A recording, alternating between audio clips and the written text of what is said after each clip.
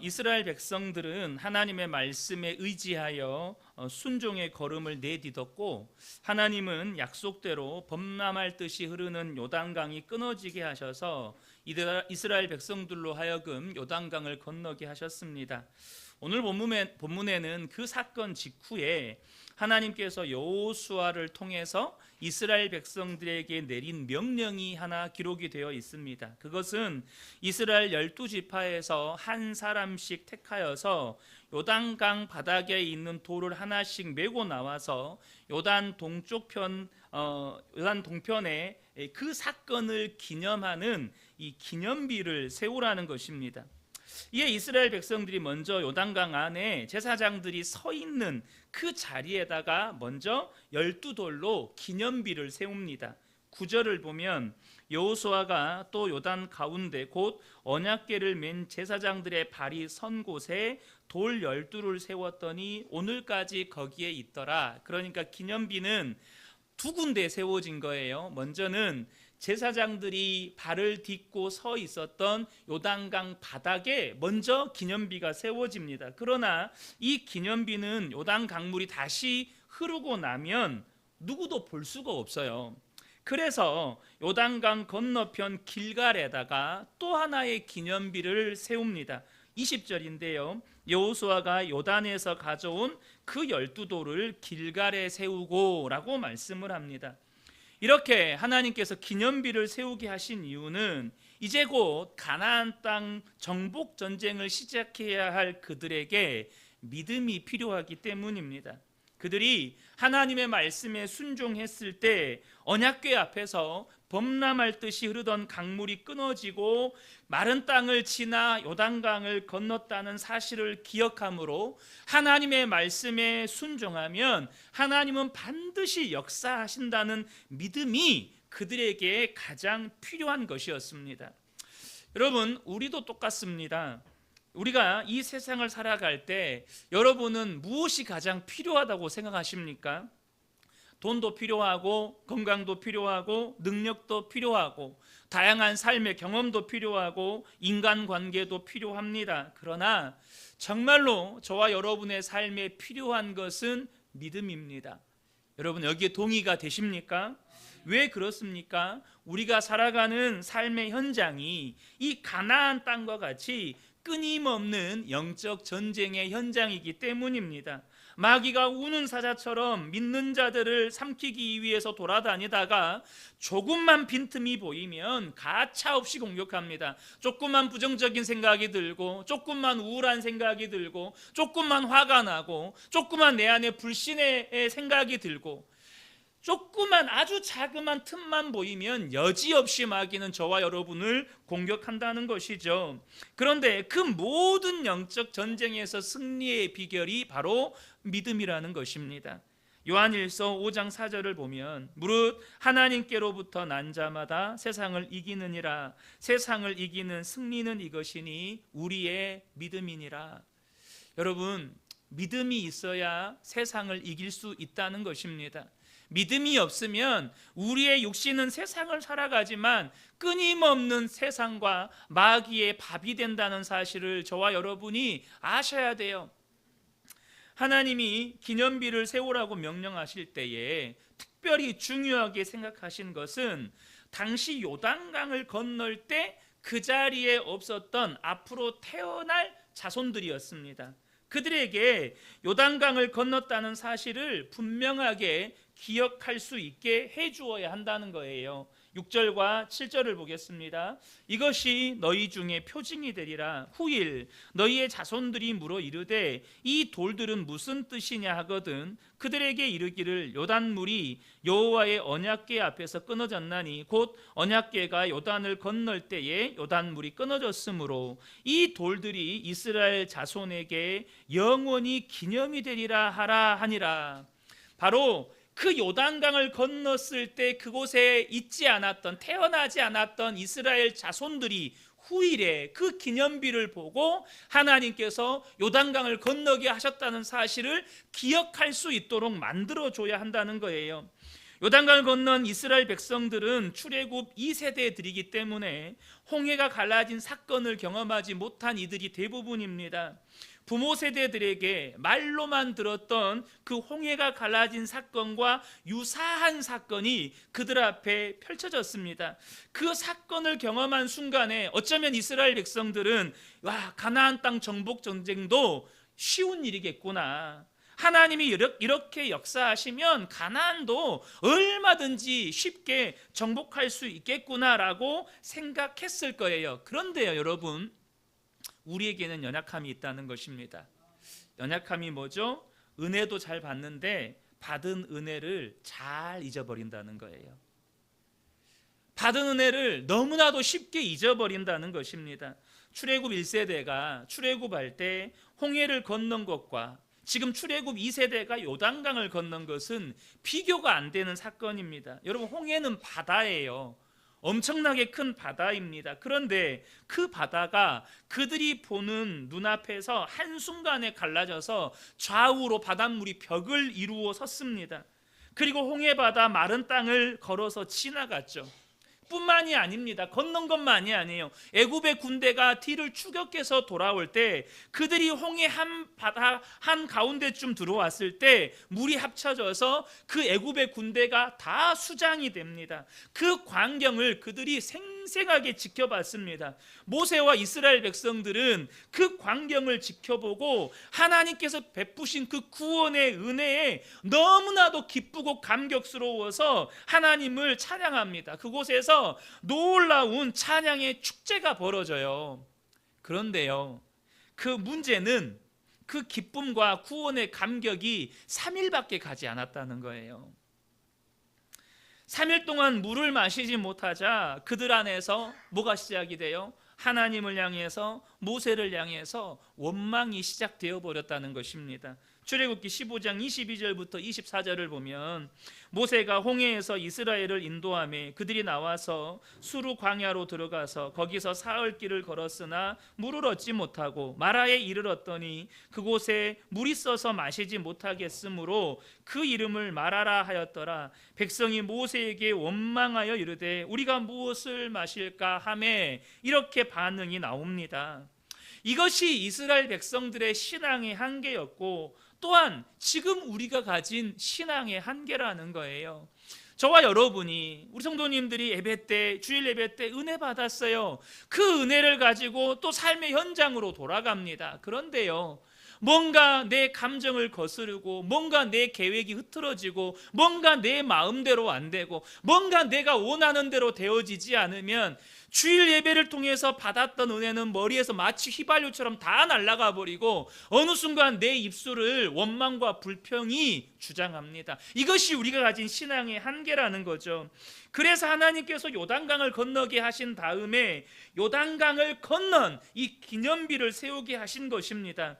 우리가 약속의 말씀을 붙잡고 순종할 때 하나님께서 이 요단강을 건너게 하셨다. 이것을 끊임없이 기억하여서 시간이 지나도 그 믿음을 가지고 살게 하시려는 거예요. 저와 여러분이 아셔야 합니다. 정말로 믿음의 사람이 되기를 원하고 또 믿음으로 세상을 살아가기를 원하고 내 삶에 지속적인 하나님의 은혜와 역사를 경험하기를 원하신다면 하나님께서 내 삶에 베푸신 은혜와 그 행하신 일들을 기억하게 만드는 이 믿음의 기념비를 세우는 작업을 지속적으로 하셔야 된다는 거예요. 다시 말하면 계속해서 그것을 기억하는 일들을 저와 여러분이 계속 하셔야 된다는 것입니다. 여러분, 주일에 받은 은혜가 얼마나 가십니까? 주일에 받은 은혜가 얼마나 가시나요? 지난주에 설교 제목은 기억이 나시나요? 우리의 신앙의 실상을 보면 은혜 받았을 때 그때뿐이고 삶의 현장으로 돌아가면 기억하는 작업을 하지 않아요. 믿음의 기념비를 세우는 작업을 하지 않는다는 것입니다. 그러니까 삶의 문제가 나오면 기쁨과 감사와 감격은 어느 순간 다 사라지고 이스라엘 백성들이 3일 만에 원망과 불평이 튀어나온 것은 여러분 3일만 지나도 잘한 거예요. 3일만 입술을 지켜도 잘한 거예요. 당장 집으로 들어가는 순간 거기서부터 뭔가 원망과 불평이 쏟아져 나오는 것이 어쩌면 우리의 실제적인 영적인 실상이라는 것이죠. 요단강을 건넌 이스라엘 백성들에게는 가나안 족속들이 기다리고 있습니다. 그 말은 요단강을 건너서 가나안 땅에 들어갔다고 해서 가나안 땅을 바로 차지하는 것이 아니라는 뜻입니다.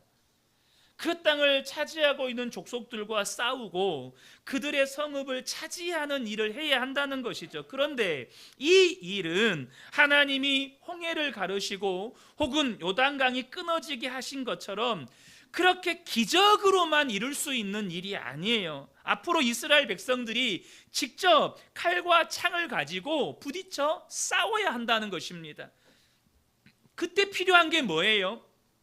우리가 하나님을 믿고 말씀에 순종했을 때 하나님은 요단강을 건너게 하셨다. 우리가 말씀에 순종하면 하나님은 반드시 약속대로 이 가나안 땅을 우리에게 주신다라고 하는 이 믿음이라는 거예요. 그 믿음으로 싸워야 정복할 수 있는 것입니다. 그리고 그렇게 믿음으로 살아야 그것이 내일을 살아가야 할 자녀들에게 또한 믿음의 기념비가 되는 것입니다. 여러분, 근데 중요한 사실이 있어요. 우리에게도 이 이스라엘 백성들과 동일하게 요단강을 건넌 기념비가 있다는 거예요. 여러분, 이것을 영적인 의미로 보실 수 있으셔야 돼요. 요단강은 영적으로 죽음을 상징합니다. 그러니까 이스라엘 백성들은 죽음을 지나서 다시 태어난 민족이라는 거예요. 죽음을 통과하고 다시 새롭게 태어난 민족이 이스라엘 민족입니다. 그들은 요단강을 지나서 하나님의 백성으로 다시 태어난 거예요. 그것이 요단강을 건넜다라는 의미입니다. 그리고 그 기념비를 세우는 것이죠. 우리가 예수를 믿고 십자가를 통과해서 예수님과 함께 죽고 부활하신 예수의 생명으로 산 자가 되었습니다. 여러분, 그게 예수님을 믿는 거예요. 우리도 똑같이 이 이스라엘 백성들처럼 예수님과 함께 죽고 예수의 생명으로 새롭게 산 자가 되었다. 이것이 요단강을 건넜다는 의미예요. 그 기념비로 하나님이 우리에게 주신 것이 첫 번째가 세례입니다. 여러분, 내가 세례를 받았다는 말은 무슨 뜻입니까? 나는 예수님과 함께 죽었고 이제는 부활하신 예수의 생명으로 사는 자가 되었습니다. 이제 나는 예수님과 온전히 연합하여서 하나가 되었습니다. 그 고백이 세례를 받았다는 뜻입니다. 세례를 받으신 분들은, 모든 세례 받으신 분들 안에는 이 요단강을 건넌 기념비가 다 있다는 거예요. 또 세례 받은 자로서 우리가 이 땅을 살아갈 때 우리 주님이 오시는 그날까지 주님이 나와 함께 계시고 나는 주님과 한 몸이라는 것을 계속해서 확증하기 위해서 우리에게 주신 것이 성찬입니다. 우리는 성찬을 통해서 주님의 살을 먹고 주님의 피를 마시죠. 그 성찬을 통해서 우리가 뭘 확인하는 거예요? 예수님이 나와 함께 계신다. 부활하신 예수님이 나와 하나가 되었다. 이것을 확인하는 거예요. 왜 그렇습니까? 우리가 앞으로 이 세상을 살아갈 때 계속해서 필요한 건 믿음이에요. 여러분, 그렇지 않나요? 우리의 남은 삶에 가장 중요하게 필요한 게 믿음이라는 것입니다. 우리는 예수를 믿고 영원히 지옥 갈 죄와 저주에서 구원을 받았습니다. 우리는 하나님의 백성이고 하나님의 자녀가 되었어요. 그런데 문제는 이 믿음의 삶을 살아갈 때 계속되는 연단과 시험이 있다는 거예요. 마귀는 여전히 공중 권세를 잡고 있고 세상의 임금 노릇을 하고 있어요. 그래서 우리가 예수를 믿고 살려고 하면 할수록 무엇도 각오해야 돼요? 고난 받을 것도 각오하셔야 합니다. 가나안 땅에 들어간 이스라엘 백성들이 가나안 족속들과 싸워야 하는 거예요. 가나안 땅에 들어갔다고 해서, 여러분, 요단강, 그러니까 죽음을 지나서 새로운 생명을 가진 하나님의 백성이 되었다고 해서 가나안 땅을 바로 차지하는 게 아니에요. 우리가 예수를 믿고 하나님의 백성이 되었다고 해서 그 순간부터 우리의 삶에 하나님의 나라가 완전히 이루어지는 게 아닙니다. 그때부터 뭐가 시작이 돼요? 영적 전쟁이 시작된다는 거예요. 구원받은 백성에게는 영적 전쟁이 시작된다는 것입니다. 그러나 절대로 저와 여러분이 그 마귀의 공격 혹은 연단이나 고난을 두려워하지 마시라는 거예요. 왜요? 우리는 요단강을 건넌 사람들이기 때문이에요. 예수님의 십자가로 모든 죄와 사망에서 구원받은 사람이고, 주님과 하나로 연합된 사람이고, 세례받은 자이고, 성찬받은 자이기 때문에 그렇다는 것입니다. 그러므로 만왕의 왕이신, 사망 권세 이기시고 부활하신 예수님이 나와 함께 계신다, 이 믿음으로 지금 내 앞에 마귀가 쏴놓은 불화살과 같은 그 수많은 문제들, 고난들을 바라보라는 거예요. 우리가 삶의 어려움을 겪다 보면 그 고난 속에서 여기가 끝인가 이런 생각이 들 때도 있습니다. 여러분 그런 적 없으신가요? 여기가 끝인가? 그때 여러분, 성경이 전하는 영적인 실상을 우리가 분명하게 붙드셔야 돼요. 그게 무엇입니까? 요한복음 5장 24절입니다. 우리 한 목소리로 함께 읽겠습니다. 시작. 내가 진실로 진실로 너희에게 이르노니 내 말을 듣고 또 나 보내신 이를 믿는 자는 영생을 얻었고 심판에 이르지 아니하나니 사망에서 생명으로 옮겼느니라. 아멘. 이것이 우리의 영적인 실상이에요. 우리는 예수를 믿어 구원받은 우리는 예수님과 함께 십자가에서 죽었고 그 죽음을 통과하여서 예수와 함께 산 자가 된 우리는 영생 얻은 자예요. 사망에서 생명으로 옮겨진 자입니다. 지옥에서 천국으로 건짐을 받은 자예요. 죄의 종로로 타던 자가 하나님의 자녀가 되었습니다. 하나님은 나의 아버지가 되셨어요. 예수님은 이미 우리 안에 계십니다. 이 사실을 항상 확인하라는 거예요. 그래야 고난을 넉넉히 감당할 수 있게 되는 것입니다. 이처럼 저와 여러분이 믿음의 사람이 되고 또 믿음으로 세상을 살아내려면 믿음의 기념비가 필요하다는 거예요. 우리의 삶에 믿음의 기념비를 계속해서 세워 가셔야 한다는 것입니다. 또 한 가지 여기서 중요한 사실은 저와 여러분의 삶이 다른 사람에게 영적인 기념비가 된다는 사실이에요. 예수를 믿고 사는 우리의 삶 그 자체가 믿음의 기념비라는 거죠. 여러분의 삶에도 정말 힘들고 어려웠던, 또 우리의 느끼는 감정으로는 정말 죽을 것 같았던, 한 치 앞도 보이지 않았던 그런 상황들이 아마 있었을 거예요. 그런데 여러분, 어떻게 이 자리에 있습니까?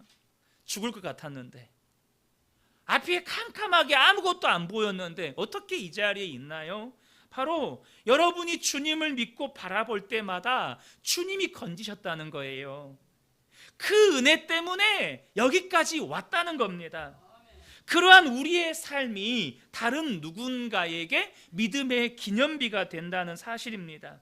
우리는 영원히 멸망당할 자였는데 예수님으로 인하여서 건짐을 받았습니다. 그런데 건짐 받은 것으로 끝나는 게 아니에요. 이제 우리는 예수님과 동행하는 놀라운 삶이 시작된 거예요. 그래서 주님은 나를 떠나지 않고 나와 함께 계시고 수많은 삶의 위기와 고난 가운데에서 나를 건지셨다. 이것이 내 옆에 있는 성도에게 혹은 우리의 자녀들에게 믿음의 기념비가 된다는 거예요. 그렇지, 우리 아버지 어머니의 삶에 이런 하나님의 은혜의 역사가 있었지. 그 장로님, 그 집사님, 그 권사님에게 그런 놀라운 하나님의 은혜의 역사가 있었지. 여러분, 성도의 삶은 그 자체가 믿음의 기념비라는 거예요. 왜요? 성도라는 것, 내가 이 성도로 산다는 것, 그것이 나는 죽고 예수로 사는 삶이기 때문입니다. 여러분, 우리 주변에는 순교의 신앙으로 살다가 정말로 죽은 성도도 있지만 순교의 신앙으로 매일을 살아가는 성도도 있습니다. 예수로 인하여 구원받은 우리는 나는 죽고 정말로 예수로 사는 거예요. 그것이 저와 여러분 안에 매일을 살아가는 기쁨이어야 한다는 것입니다. 어떤 분들은 그래요. 내 삶에는, 내 인생에는 무슨 홍해가 갈라지거나 요단강이 끊어지는 것 같은 그런 기적은 없습니다. 그저 내 삶을 보면 평범한 일상의 반복입니다. 그런데 여러분, 그렇게 말하는 것은 진짜 영적인 실상을 몰라서 하는 말이에요.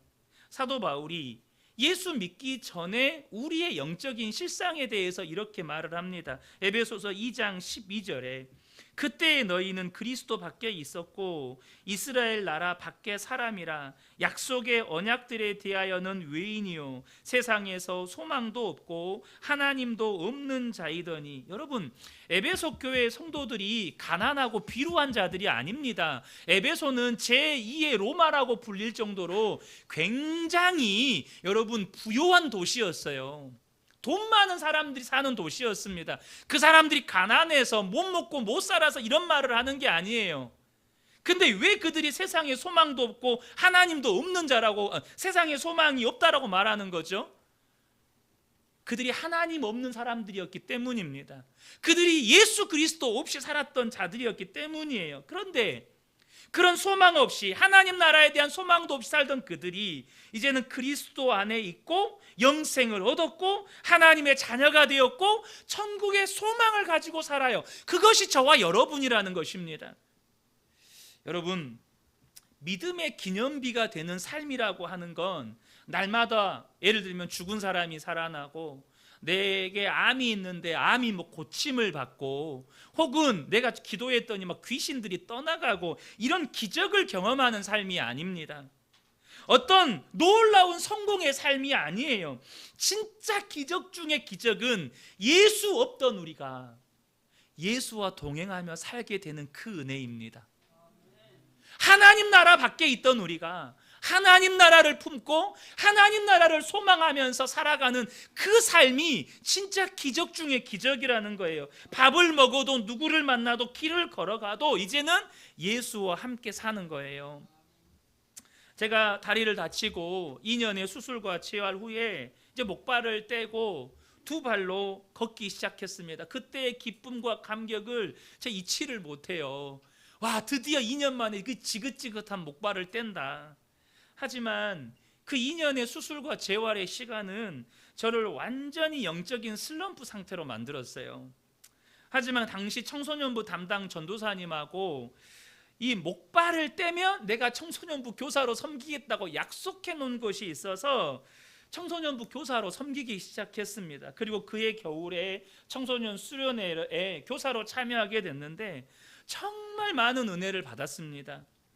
많은 은혜를 받다 보니까 제 마음 안에 그 집회에서 뭔가 기적 같은 일이 일어날 것 같은 거예요. 제게 있어서 기적은 뭘까요? 다리 낫는 거. 둘째 날 저녁 집회 시간에 치유와 회복의 기도를 할 때 정말로 하나님께 다리를 치료해 달라고 정말 간절히 기도했습니다. 근데 하나님은 저에게 그런 기적을 베풀어 주지 않으셨습니다. 제 오른다리는 여전히 근육이 말라 있었고 길을 걸을 때에는 다리를 절어야 했고, 특별히 겨울에 눈길을 걸을 때면 다리에 힘이 없으니까 계속 미끄러지는 거예요. 그런데 하나님은 그 후에 저에게 놀라운 은혜를 베풀어 주셨어요. 수련회가 끝난 직후 저는 그 추운 겨울부터 다시 중단되었던 새벽 예배를 시작했고, 예배에 참석하지 않으면 견딜 수 없는 영적인 갈증을 주셨습니다.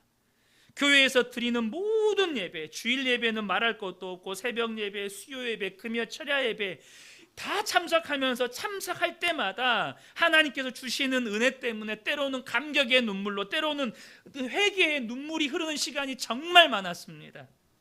그렇게 하나님을 찾고 만나는 시간들 속에서 저의 믿음의 한계, 영적인 한계들이 무너져 내리는 것도 경험했고, 기도의 깊은 자리로 나아가는 은혜도 경험했고, 또한 마귀와의 영적인 싸움, 실제적인 영적인 싸움에서 승리하는 경험도 누렸습니다. 오늘의 제가 있게 된 말로 다 알 수 없는 은혜들이 그 시간 속에서 제가 누렸던 은혜들이에요. 그래서 그 영적인 기념비가 제 마음 안에 새겨져 있게 되고, 지금도 한 번씩 설교 중에 혹은 누군가와 상담할 때 한 번씩 꺼내는 간증이 돼요. 사랑하는 성도 여러분, 여러분의 삶이 누군가에게 영적인 기념비가 되시기를 축복합니다. 여러분의 삶 자체가 누군가를 살리는 은혜의 통로가 되는 거예요. 또 하나 우리가 살펴볼 것은, 이 길갈에 세운 기념비를 세운 돌은 요단강 한복판에 있었던 돌이었다는 거예요. 요단강 한복판에 이 돌들이 있었다는 말이 무슨 의미일까요? 다시 한번 말씀을 살펴보겠습니다. 9절부터 11절이에요. 여호수아가 또 요단 가운데 곧 언약궤를 맨 제사장들의 발이 선 곳에 돌 12를 세웠더니 오늘까지 거기에 있더라. 또 여호와께서 여호수아에게 명령하사 백성에게 말하게 하신 일, 곧 모세가 여호수아에게 명령한 일이 다 마치기까지 궤를 맨 제사장들이 요단 가운데에 서 있고 백성은 속히 건넜으며, 모든 백성이 건너기를 마친 후에 여호와의 궤와 제사장들이 백성의 목전에서 건넜으며 라고 말씀합니다. 여기서 우리가 주목해서 봐야 될 게 있어요. 그게 뭐냐면, 이 믿음의 기념비를 세움에 있어서 핵심은요, 기적이 아니고 제사장들이 언약궤를 메고 그 강바닥에 서 있었다는 거예요. 기적이 아니에요. 기적을 일으키는 핵심은 뭐였냐? 제사장들이 언약궤를 메고 그 강바닥에 서 있었다는 거예요. 저와 여러분에게 있어서 믿음의 기념비는 힘들고 어렵고 답답한 그 현실 속에서 어떤 기적이나 혹은 놀라운 역사가 일어나지 않아도 여전히 그 언약궤를 짊어지고 그 강바닥 한복판에 서 있는 것, 약속의 말씀을 붙잡고 그 고난의 한복판에 서 있는 것, 나와 함께 하시고 동행하시는 그 주님과 그곳에 여전히 머물러 있는 것, 그것이 핵심이라는 거예요. 언약궤를 짊어지고 요단강을 건널 때, 그때만 요단강 바닥에 있는 돌을 가져다가 기념비를 쌓을 수 있어요.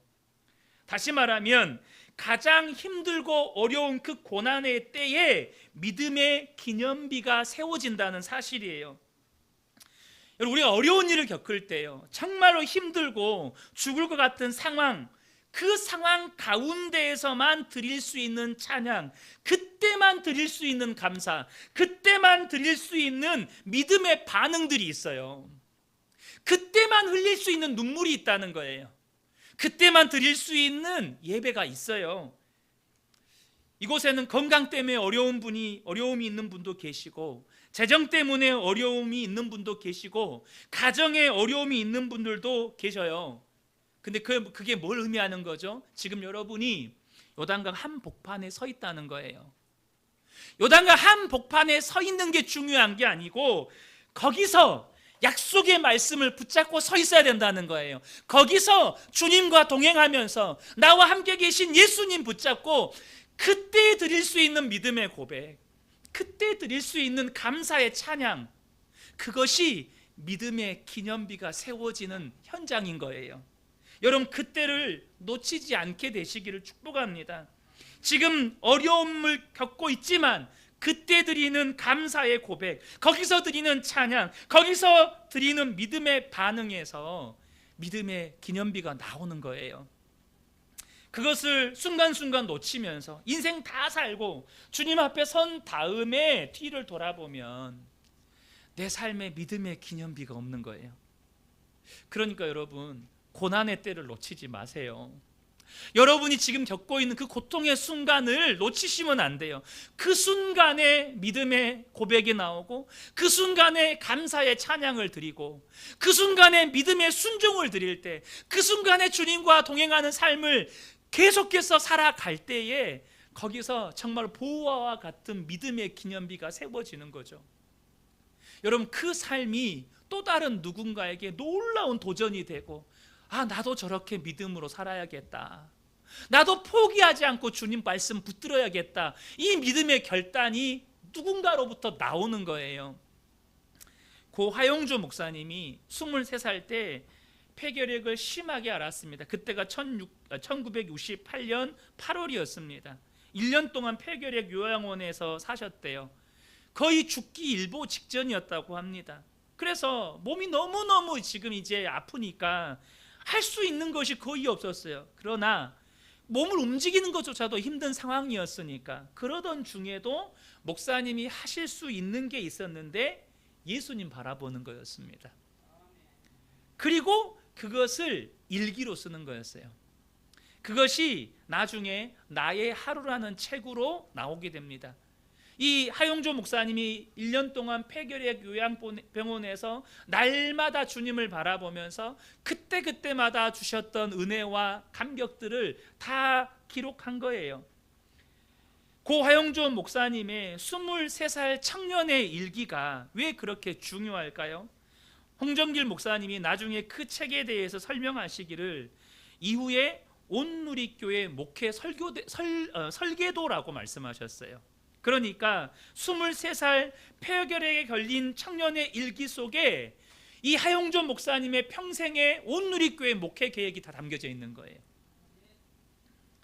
하나님 바라보고 기도하고 묵상하고 그리고 쓴 일기 속에 그 이후에 주님이 이루실 내용들이 다 들어있는 거죠. 그게 믿음의 기념비가 되고 그것이 책으로 출간되어져서 나온 것입니다. 여러분, 우리도 마찬가지예요. 지금은 죽을 것 같아도 정말로 요단강 물에 빠져서 완전히 내 인생 끝날 것 같아도 여러분 그거 아시나요? 하나님이 이스라엘 백성들을 가나안 땅으로 인도하여 들이실 때요, 그 가나안 땅을 정복해서 이스라엘 백성들에게 약속의 땅으로 허락하시고 그 약속의 땅을 통해서 메시아가 이 땅 가운데 오게 하시고 모든 민족이 구원을 얻게 하시려는 모든 계획이 다 담겨 있었어요. 여러분 그 계획을 가지고 이스라엘 백성들을 요단강으로 이끌어 들이신 거예요. 요단강을 건너게 하신 것입니다. 마찬가지로 하나님께서 저와 여러분의 삶에 놀라운 계획을 가지고 그 고난의 강 속으로 이끌어 들이시는 거예요. 그 강을 통과하게 하시는 것입니다. 그러므로 여러분 지금 아무리 힘들고 어려운 상황 가운데 있다 하더라도 부활하셔서 내 안에 생명 되셔서 나와 함께 계신 예수님 바라보면, 그 예수님을 믿음으로 붙잡게 되면 그 속에서 놀라운 믿음의 고백이 다 나옵니다. 여러분 진짜 기적은 주님과 동행하며 사는 거예요.